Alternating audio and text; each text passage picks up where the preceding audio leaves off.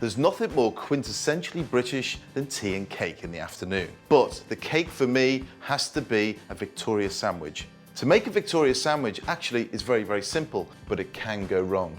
Hi Paul, my sponge has gone wrong. What can I do? There's a couple of things that's gone wrong. You can see the dip in the middle. The temperature of your oven, if it was too high, it bakes on the outside but remains soft on the inside. So when you bring it out the oven, it just collapses after it comes out the oven. The other problem is when it dips when it's in the oven. This is normally caused by too much baking powder or too much rising agent. What happens is the baking powder grows in the oven, reaches its capacity, but it's still not baked, and then collapses. Be careful, A, when weighing up your ingredients. B, check your oven temperature is correct. So you can buy a probe, pop it in the oven, and just check what the thermometer's saying to what your oven is set at. If your oven is not clean, then this will create fluctuation in the thermostat between the probe and your oven. So balance your oven out, that's critical. Now I'm making a Victoria sandwich using the all-in-one method. In here I have my flour, plain flour. Then I'm gonna add my butter, caster sugar, my baking powder. Because I'm using plain flour, this is gonna be my rising agent. Just take your mixer and on slow speed to start with, just break the mix up a little bit. So you're almost taking it to a crumb texture. You can see how yellow it goes with the butter's gone in there. Now I'm gonna add 4 eggs straight in. Bang, in. It takes years of practice, that. Or if you're gonna do traditionally, like my nan used to do, just break the egg and drop it in. And again, tap the side of the bowl and drop the egg straight in. Get your mixer again, slow speed, and incorporate all the ingredients into the sponge mixture. I'm happy with that. So you end up with a beautiful mixture like that. Lovely and soft. Just take your spatula right down at the bottom to make sure you've incorporated all the ingredients inside. Over here, I have my 2 tins. Now I've buttered the side of these and underneath. The only reason why I buttered underneath is so the paper, the baking parchment, will stick. Now you split your mixture between the two, the same quantity in both.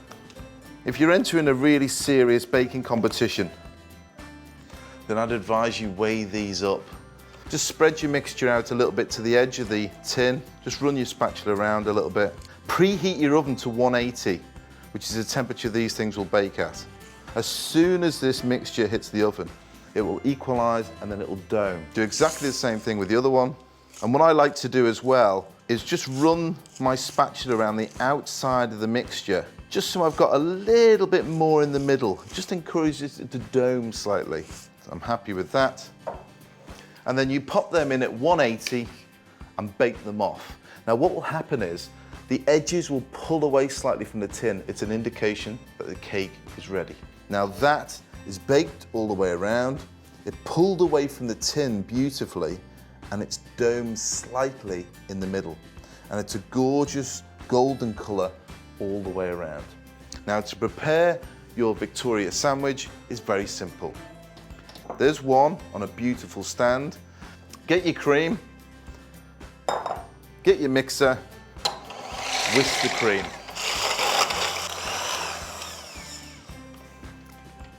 Perfect. So now you've got the cream, raspberry jam dolloped onto the top and just taken down towards the edge of the sponge. Then I'm going to add some cream onto the top of that. Just take it roughly towards the outside. Take your paper off, drop your sponge onto the top. Bit of pressure. I want to see a bit of oozing. And on top of that, there's something missing. So a little bit of icing sugar in a sieve and just tap around the outside. Oh yes, come to daddy. What's better on an afternoon than a proper Victoria sandwich?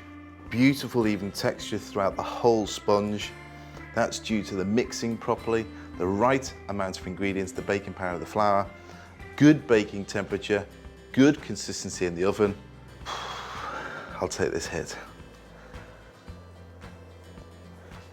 Just need a cup of tea now. For advice on baking in the classroom, visit grainchain.com.